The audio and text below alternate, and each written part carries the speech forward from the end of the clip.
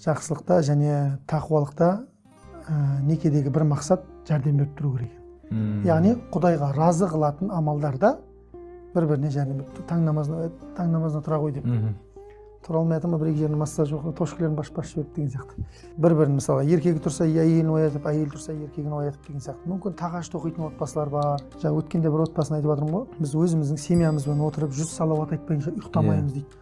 Бұл деген таза бақыт қой негізі. Осы ғой жәрдем. Тақуалыққа жәрдем беру деген осы. Күйеуі бір садақа, мешіт салайын деп жатыр.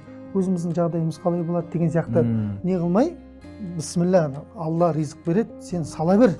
Иншалла, біздің де жәннаттан бір үйіміз болсын ертең. Дейтіндей болу керек қой. Иә, осындай бір-біріне жәрдем беретіндей болу керек екен. Керісінше мынау жақсылық істеймін, мынау үйінен тартып, артынан тартып, не істейсің оны, не қыласың оны, өзіміз мынадай болып өзің проблемаң қашан бітіп еді сенің? Адам проблемасы қашан бітіп еді өзі?